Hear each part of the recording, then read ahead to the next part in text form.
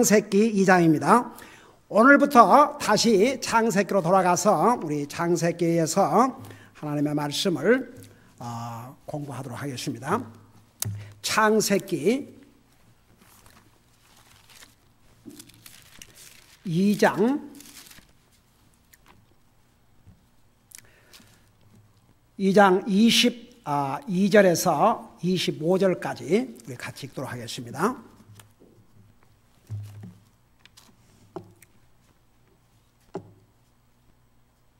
시작. 주 하나님께서 남자에서 취한 그 갈비뼈로 여자를 만드시고 그녀를 남자에게로 데려오시니 아담이 이르되 이것은 이제 내 뼈 중에 뼈요 내 살 중에 살이라. 그녀를 남자에게서 취하였으니 여자라 부리라 하니라. 그러므로 남자가 자기 아버지와 어머니를 떠나 자기 아내와 연합하여 그들이 한 육체가 될지니라. 그 남자와 그의 아내가 둘 다 벌거벗었으나 부끄러워하지 아니하더라. 아멘. 기도하겠습니다. 우리 아버지 하나님, 오늘 우리에게 이런 자유를 주시고 이런 좋은 환경을 주셔서 우리만 원하면 마음껏 예배드릴 수 있게 하시고 이렇게 마음껏 하나님의 말씀을 전하고 들을 수 있게 해주시니 감사드립니다. 그만큼 우리의 책임이 크다는 거 잊지 말게 하여 주시옵시고 오늘도 주님께서 우리에게 주신 말씀을 믿음으로 받게 하시고 그 말씀이 우리의 삶을 하나님이 기뻐하는 삶으로 변화되도록 역사하여 주옵소서. 말씀을 전할 이 종을 주님의 손에 맡기옵고 예수님의 이름으로 간절히 기도하옵나이다. 아멘. 앉으시기 바랍니다. 우리 창세기를 공부해 오던 중에 우리 구원받은 하나님의 자녀로서 우리가 하나님 앞에 먼저 바른 예의를 행하고 또 하나님의 자녀들로서 다른 사람들에게도 바른 예의를 행하고 살아야 되겠다. 그 타픽을 가지고 우리 유스 리트리트에 가르쳤는데 그것이 우리 젊은이들만 필요한 게 아니고 우리 모든 성도들이 필요했기 때문에 그동안에 전했습니다. 근 2달 동안을 우리가 구원받은 하나님의 자녀로서 하나님 앞에 바른 매너를 행하자. 그리고 사람들을 향해서도 바른 매너를 행하자. 2달 동안을 듣고도 하나님 앞에 자기를 바꾸지 않는다 그러면 그건 이제 할 수 없는 것이죠. 그러니까 여러분 보세요. 항상 우리가 하나님의 말씀을 먼저 믿음으로 듣고 그 말씀을 통해서 우리의 삶을 바꾸어 나가야 됩니다. 그것이 우리가 구원받는다 그 말은 마치 어린아이가 태어났다는 것입니다. 여러분 절대 구원받은 것으로 만족하면 안 됩니다. 이제 어린아이가 태어나면 성장하듯이 구원받은 하나님의 자녀들이 성장을 해야 됩니다. 영적으로. 그 성장한 증거가 자기를 변화시켜 가는 것입니다. 여러분 어린아이들은요. 어린아이들 수준을 벗어날 수 없어요. 근데 아이들이 장성하면 생각하는 것도 바꿔주고 여러분 우리 고린도서 13장에 보면 어렸을 때는 생각하는 것이 어린아이가 읽었고 장성한 다음에는 어린아이의 일을 잊어버렸다고 그랬거든요. 그러니까 우리가 구원받은 하나님의 자녀가 됐지만 이제는 항상 목표가 뭐여야 되냐면 성숙한 그리스도인으로 성숙해야 되는데 성숙하려면 자기를 바꿔 나가야 합니다.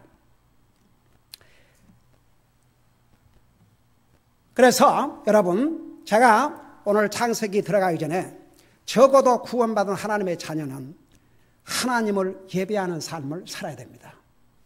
우리 주보에 나오는 그리스도인으로서 해야 될 기본적인 5가지. 그건 우리가 할 수 있는 최소한의 것들입니다. 하나님을 섬기는 삶을 살아야 됩니다. 교회 모든 모임을 통해서 주님의 사역을 같이 참여하는 것입니다. 하나님의 말씀을 사랑하고 하나님의 말씀을 순종하고 이것이 하나님의 자녀로서 하나님에 대한 예의입니다. 그리고 사람과의 관계에서도 바른 예의를 지켜야 됩니다. 그 첫째가 인사입니다.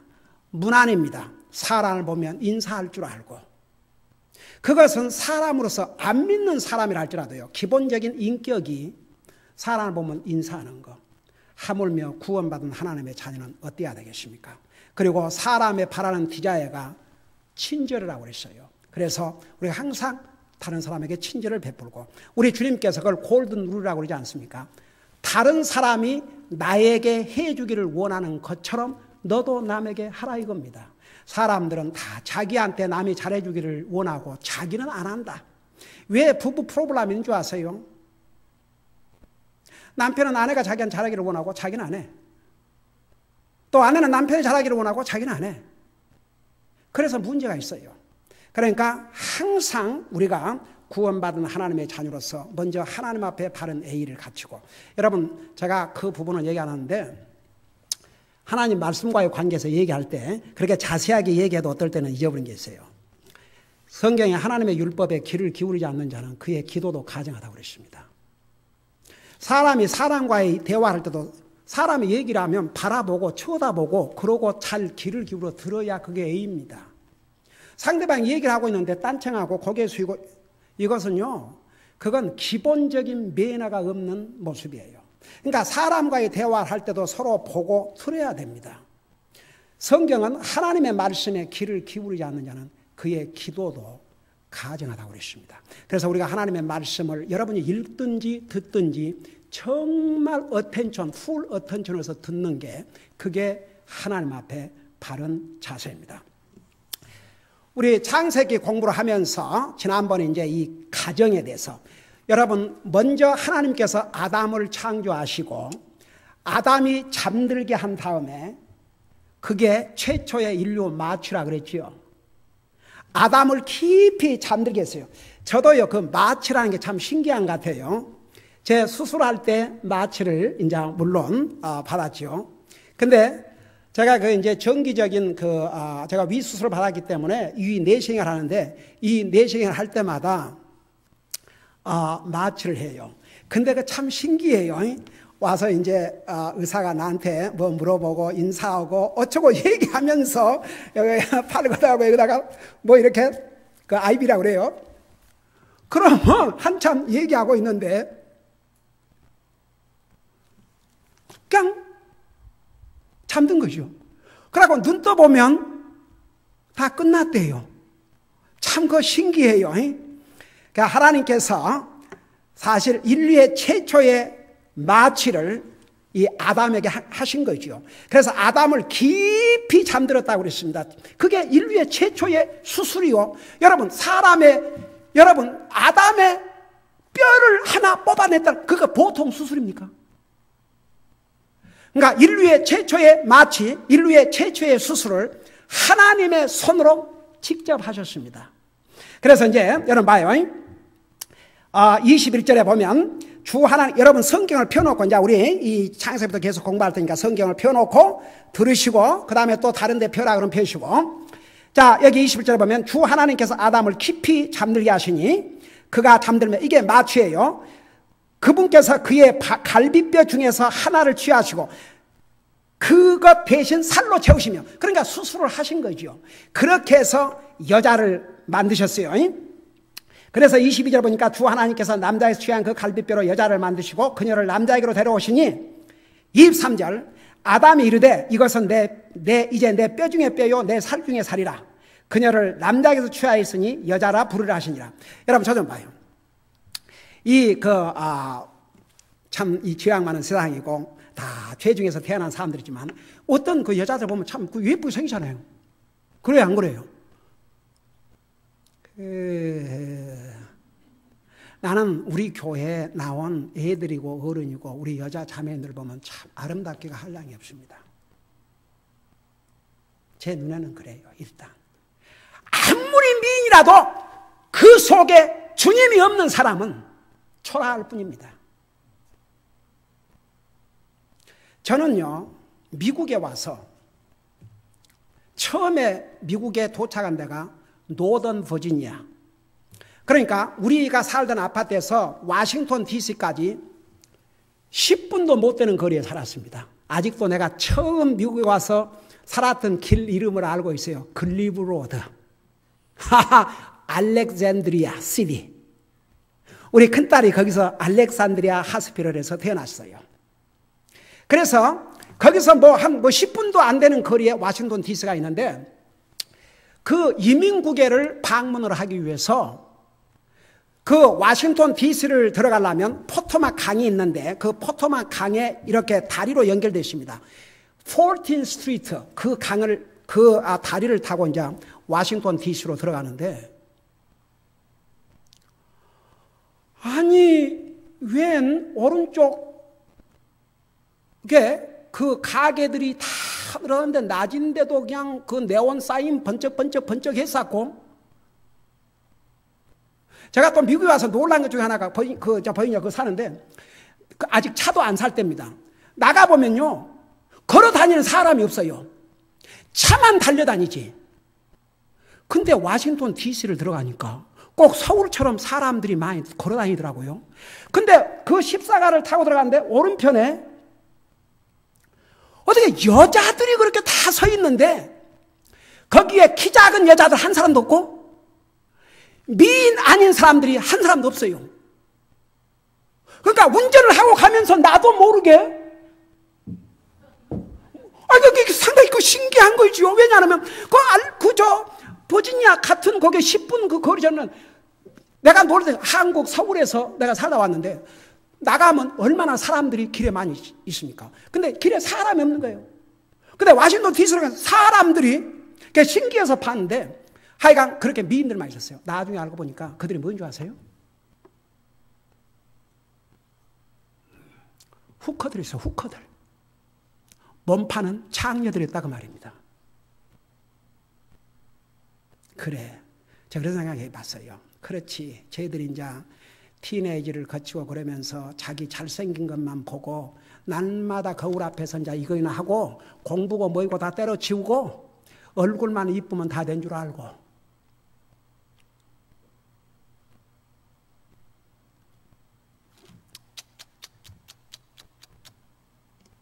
그게 뭡니까? 외모가 못생겼어도요 그 속에 그리스도를 모시고 그 주님을 위해서 사는 그 여자처럼 아름다운 여자들 없어요. 정말 얼굴 값한다. 그 값이 결국은 뭡니까? 물론 세상에는 얼굴도 잘생겼는데 마음도 예쁘고 주님도 믿는 또 그런 사람들도 있지요.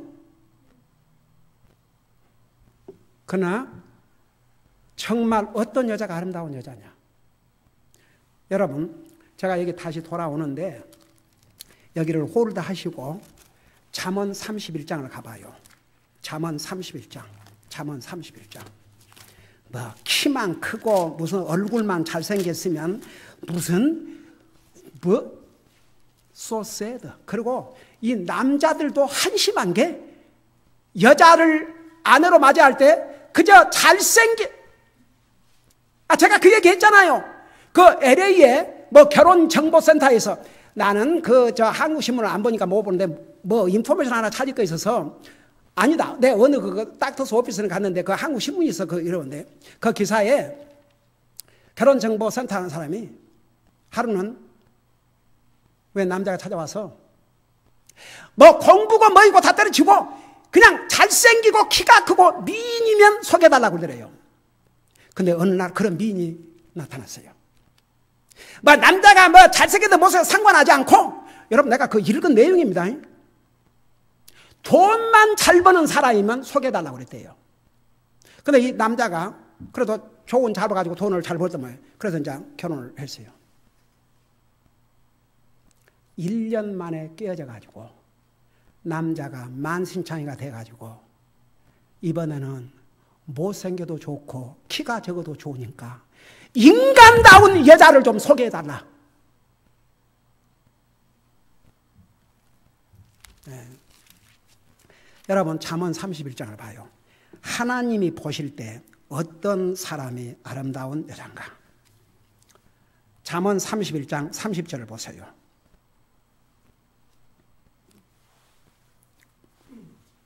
여기 보면 호의도 거짓되고 아름다운 것도 헛되나, 여기에 호의, 영어로 favor, 이것의 그 깊은 의미는, 여러분 보세요. 사람이 예쁘고 잘생겼으면 많이 이렇게 뭐 이렇게 좋아하고 막 그러잖아요. 그래요 안 그래요? 그거 거짓되다 해서 여러분 그 사람들이 남자들이 여자가 잘생겼으면 그 진심으로 어프로치 할 것 같습니까?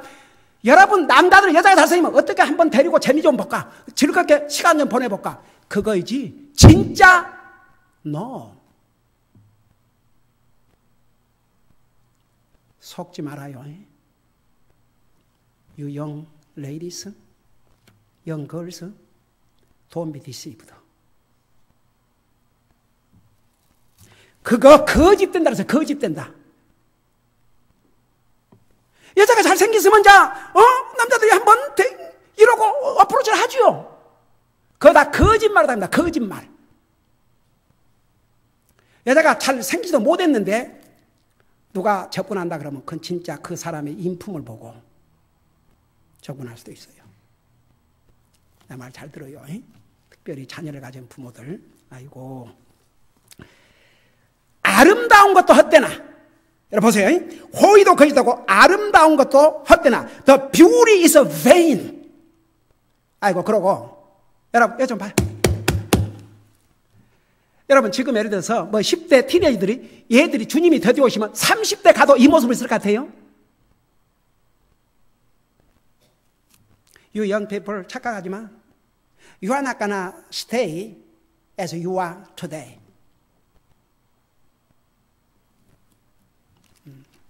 그러니까 고운 것도 거짓되고 아름다운 것도 헛되는데 잘 들어봐요.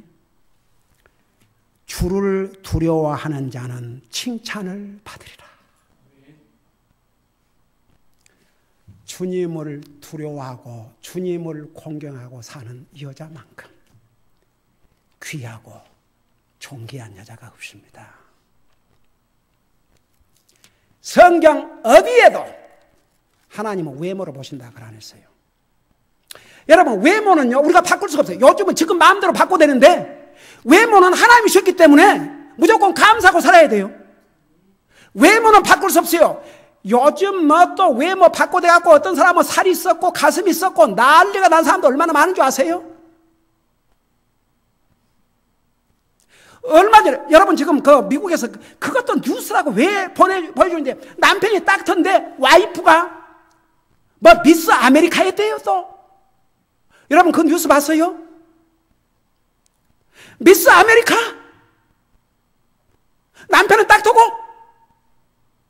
근데 그 와이프를 뭘 먹여갖고 술 먹여갖고 집 베스트업에서 죽은 것처럼 심장마비로 죽은 것처럼 근데 그게 아니고 남편이 죽인 것으로.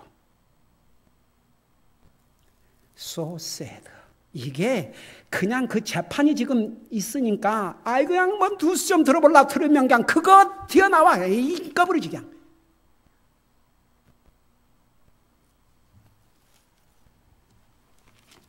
여러분 You young people, men and women, boy and girls. 잘 들어. 남자도 여자 얼굴만 이쁘면 아이고 고운 것도 호의도 거짓되고 아름다운 것도 헛되나 주를 두려워하는 자. 여러분 남자가 주를 두려워하는 여자 만나면 그 복이에요. 그런데도 그거 가치를 모르는 남편은 자기에게 주신 복을 놓치는 거지. 반대로 아내들도 여자들도 남편이 하나님을 두려워하는 자면 그건 진짜 더 이상 뭘 바래. 하나님을 두려워하는 자는 제대로 하게 돼 있어요. 자기 가족 사랑하고 자기 가족 제대로 책임지고. 아멘?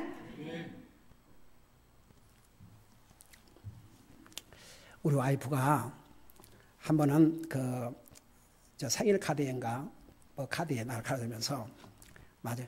우리 집사람 순진하고 농담 못할 것 같지요. 가끔 한 번씩 우리 기절을 해요. 어디 차 타고 가다가 우리 누가 물었어. 여가 어디냐고 그러니까 사람 사는데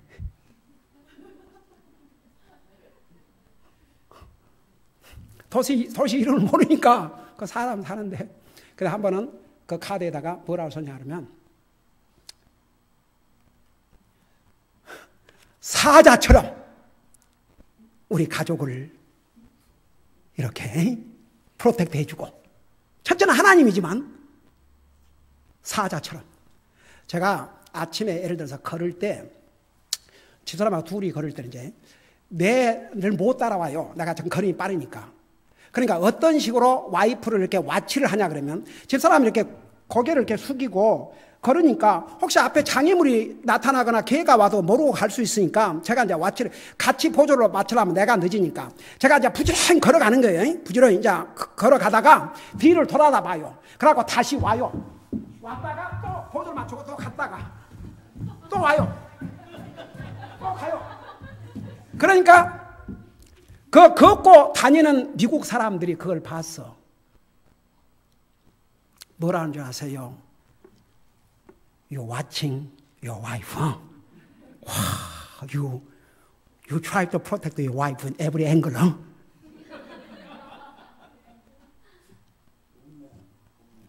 Amen.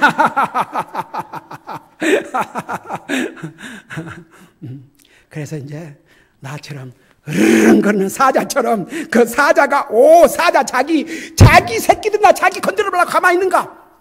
으르렁 하고. 여러분, 하나님을 두려워하는 여자가 칭찬을 받는다고 그러십니다. 근데 보세요. 우리 창세기 다시 돌아가서 그러니까 이렇게 죄악상에 태어난 사람들도 여자들도 이쁜 여자들 있지 않아요? 근데 하나님의 손으로 직접 만든 이브가 얼마나 아름다웠겠어요. 그러니까 나 상상해 가요. 이브를 데려다가 아담에게 데리고 오니까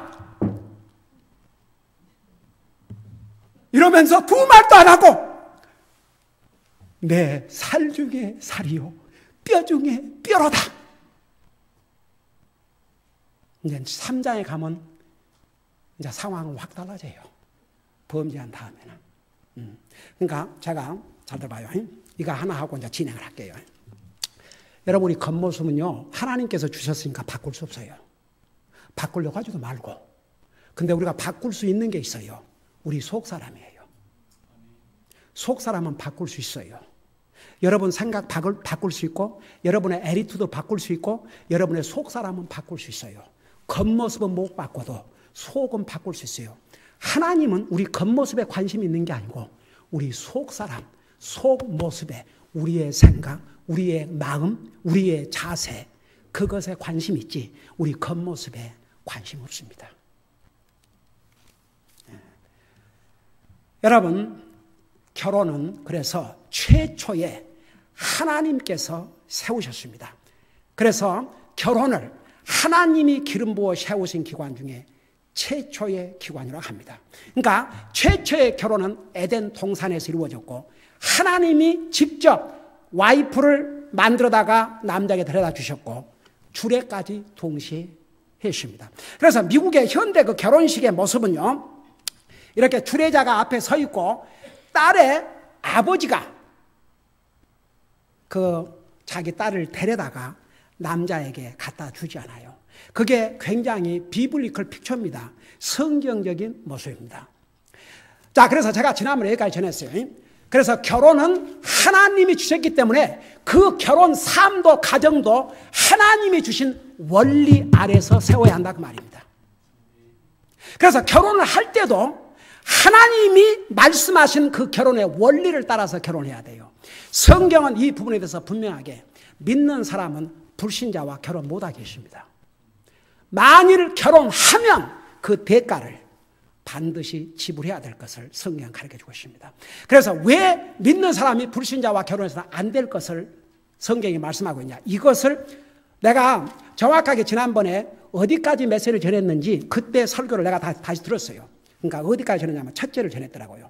자, 그러면 성경은 특별히 우리 구원받은 하나님의 자녀들이 결혼할 때 결혼 대상자를 어떻게 고르고 믿는 사람이 불신자와는 결혼해서는 안 될 이유를 분명하게 기록해서 주셨습니다. 바로 그곳이 고린도후서 6장 14절에서부터 18절까지입니다. 여러분 펴보시기 바랍니다. 고린도후서 6장 14절에서부터 보겠습니다.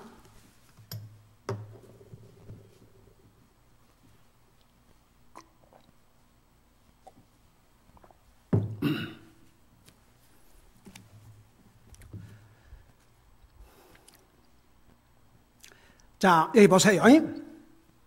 14절. 너희는 찾았어요, 여러분? 야, 다 찾으세요. 다 찾으세요. 다 찾아 여러분 직접 눈으로 보세요.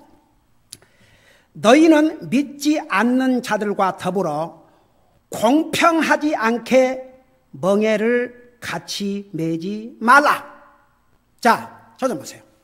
이게 무슨 얘기냐면 왜 이 멍에라는 말을 사용하냐면 보세요. 옛날 저는 시골에 살았기 때문에 어디 그때 당시에 우리 어렸을 때 기계가 있었습니까? 소를 이용을 해서 땅을 갈았어요. 그러면 소에다가 멍에를 메워가지고 이렇게 하는데 어떤 거 큰 그 공사를 하려면 기계가 없었다니까. 소 한 마리는 안 되니까 소 2마리. 여러분 말도 전쟁에서 옛날에 말 한 마리 갖고 안 되면 말을 여러 마리를 이 멍에다가 해가지고 하잖아. 그래야 그만큼 속도로 달려가죠. 근데 멍에를 맬 때, 예를 들어서 두 소의 멍에를 맬 때 똑같은 멍에를 딱 매놔야지 바로 똑바로 가죠.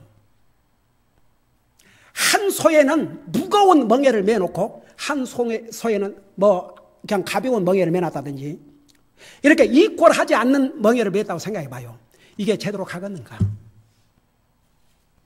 그리고 멍에를 따로따로 매놓으면 이쪽 멍에를 맨 손은 이리 가려고 그러고 저쪽 멍에를 맨 손은 이리 가려고 그러고 이거 어떻게 되겠습니까? 그러니까 여기에 그러면 믿는 사람이 불공평하게 됩니다. 잘 들으세요. 이미 여러분들이 옛날에 믿었는데 안 믿는 사람 남편과 결혼해서 지금까지 살고 있다면 어떤 대가를 치르고 있는지 여러분 자녀들이 그런 상황에 이르지 않도록. 그러니까 믿는 사람이 안 믿는 사람과 결혼하게 되면 잘 들어봐요. 결국은 믿는 사람조차도 안 믿는 사람 같이 돼버려요. 그걸 안 하려면 죽을 때까지 싸워야 되든지 아니면 주님을 배신하는 배신자로 살든지.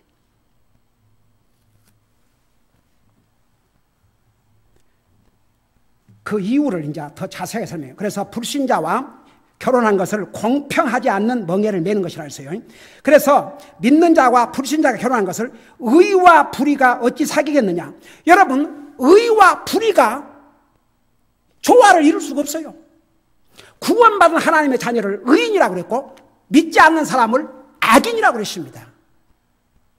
예수님을 영접한 순간에 우리는 예수 그리스도 안에서 의인이 됐습니다. 의로운 자가 악인과 멍에를 같이 메고 산다. 그러니까 힘드니까 안 믿는 자를 따라가든지 아니면 자기의 믿음을 지키고 안 믿는 자 살려면 하나님에 대한 자기의 믿음을 지키기 위해서 불신자와 평생 싸워야죠. 이제. 그러니까 그 다음에 이걸 또 뭐라 하냐. 그러면서 뭐라 했습니까? 의와 불의가 어찌 사귀겠느냐? 빛과 어두움이 어찌 친교를 나누겠느냐? 그러니까 믿는 자와 안 믿는 자의 결혼을 마치 빛과 어둠. 여러분, 빛과 어둠은 같이 공존할 수가 없습니다. 빛이 오면 어둠이 사라지고 그 다음에 어둠은 이제 빛이 없으면 어둠이 지배합니다. 그러니까 불신자와 믿는 자의 결혼이 이와 같다 그 말입니다. 하나가 될 수가 없어요. 모든 면에서 하나가 될 수 없어요. 그 다음에 보세요. 그리스도와 벨리알이 어찌 일치하겠느냐. 벨리알은 사탄을 가리켰습니다. 그리스도와 사탄이 어떻게 일치가 되겠습니까? 일치 안 됩니다. 그 다음에 뭐라 하십니까? 혹은 믿는 자가 믿지 않는 자와 무슨 몫을 나누겠느냐. 그러니까 가문이 여러분 영적인 면에서는 아무 나눌 몫이 없어요. 안 믿는 사람과. 뭘 나누겠습니까? 여러분 봐요. 그래서 아무리 부부라고 그러지만 그냥 같은 집에 살고 밥을 먹고 그러고 같이 자고 하겠지만 무슨 영적인 대화를 나누겠습니까? 무슨 하나님의 사업을 위해서 무슨 디스커스를 하고 무슨 염려를 하고 무슨 같이 기도하겠습니까? 안 믿는 부부가 믿는 한 사람은 믿는 사람 안 믿는 사람은 어떻게 자녀들을 위해서 믿음으로 본이 되고 자녀들을 믿음으로 양육시키고 자녀들을 위해서 같이 기도하겠습니까? 할 수 없어요. 그 다음에 16절에 하나님의 성전과 우상들이 어찌 조화를 이루겠느냐. 너희는 살아계신 하나님의 성전이라. 제가 오늘 이 말씀을 마치겠습니다. 여러분 보세요. 하나님의 성전과 우상들이 조화를 이루지 못한다 그랬어요. 근데 우리가 예수님을 영접하고 구원받는 순간에 우리는 하나님의 성전들이 됐다고 그랬거든요.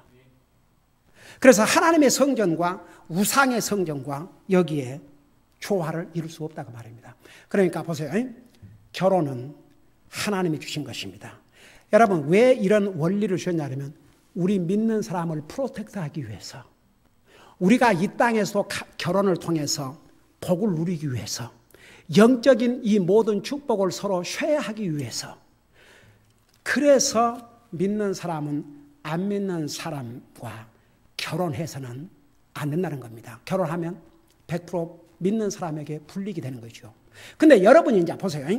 근데 고린도전서 하나님의 말씀은 다 공평합니다. 근데 고린도전서 7장에 의하면 만일 여러분들 자신도 예수님을 모르고 불신자인데 불신자끼리 결혼했으면 뭐라고 그랬어요? 같이 살라고 그랬어요. 그래서 안 믿는 배우자를 주님 앞으로 인도하기에 힘쓰라 그랬습니다. 그러니까 예를 들어서 남편이 나중에 구원을 받고 아내가 구원을 못 받으면 아내에게 네가 구원을 받든지 나와 헤어지자 그러지 말고 아내가 원하면 같이 살라고 그랬어요. 왜? 너로 인해서 아내가 구원받을 수도 있고, 그 다음에 반대로 또 아내가 구원받았는데 남편이 구원받지 못했으면 헤어지지 말고 남편이 그래도 같이 살기를 원하면 남편과 살라고 그랬어요. 그러면 이제 안 믿는 사람을 주님 앞으로 인도하기에 힘써야 돼요. 그런데 이미 자기는 구원을 받았는데 하나님의 자녀인데 이 말씀을 알고도 불신자와 결혼하면 이 하나님의 말씀을 불순종하게 되니까 반드시 그 대가를 치우게 된다고 말입니다. 보통요, 좋아하면요, 믿겠다 그러놓고 결혼해봐요. 안 믿어요.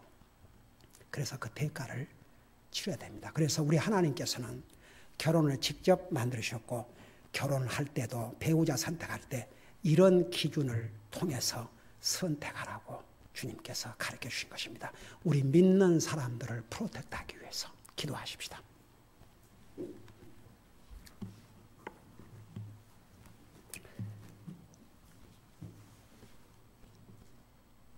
우리 다 같이, 여러분, 우리 구원받은 하나님의 자녀들은 성경에서 예수 그리스도의 신부라고 그랬습니다. 우리 예수님의 신부가 되기 위해서는 예수님의 자녀가 되어야 됩니다. 오늘 혹시 우리 가운데 아직도 예수님을 나의 구주로 영접하지 못한 사람이 있습니까? 영접하셔야 됩니다. 성경은 영접하는 자, 곧 그 이름을 믿는 자들에게 하나님의 자녀가 되는 권세를 주셨다고 했습니다. 오늘 우리 가운데 아직도 저는 예수님을 내 마음에 영접했는지 잘 모르겠습니다. 내가 이 세상 떠나면 하늘나라 갈 수 있을지 저는 확신이 없습니다. 이런 분들은 이 시간을 통해서 예수님을 여러분의 주로 고백하고 마음에 영접하세요. 또 구원받은 하나님의 자녀로서 이미 나는 하나님의 자녀였는데 하나님의 자녀였음에도 불구하고 불신자하고 결혼해서 지금 어려움을 당하고 있다면 주님의 말씀에 불순종함으로써 그 대가가 얼마나 힘들다는 걸 깨닫고 남편의 구원을 위해서 혹은 아내의 구원을 위해서 열심히 기도하시기 바랍니다. 그리고 앞으로 결혼을 앞두고 있는 자녀들, 이 성경의 기준에 따라 결혼할 수 있도록 부모는 자녀들을 위해서 기도하고 또 자녀들은 이런 여자는 정말 하나님을 두려워하고 구원받으면 하나님을 두려워하는 이런 남편, 남자는 하나님을 두려워하는 이런 아내를 주세요. 이런 기도를 해야 될 줄 믿습니다. 여러분, 부모들은 자녀들에 대해서 죽을 때까지 책임을 져야 됩니다. 우리 다 같이 기도하십시다.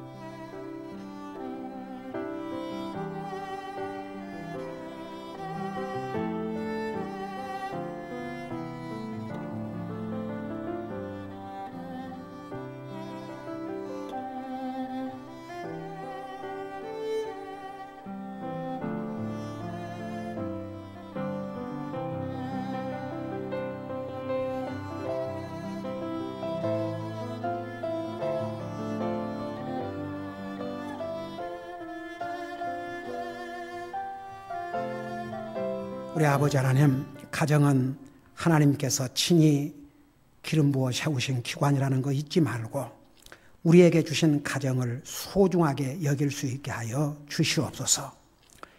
결혼 전에 본인도 구원받지 못해서 구원받았지만 나중에 구원받고 배우자가 아직도 구원받지 못한 우리 성도들, 그 배우자가 구원받고 주님 앞에 돌아올 수 있도록 눈물로 기도하고 주님의 도움을 간구하고 믿지 않는 배우자를 주님 앞으로 인도하는 데 힘쓸 수 있게 하여 주시옵소서.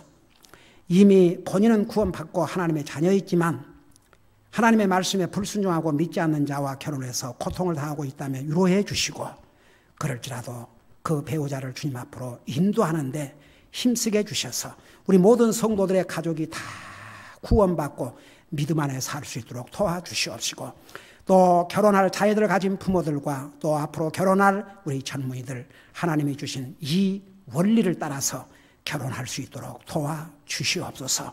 예수님의 이름으로 간절히 기도하옵나이다. 아멘.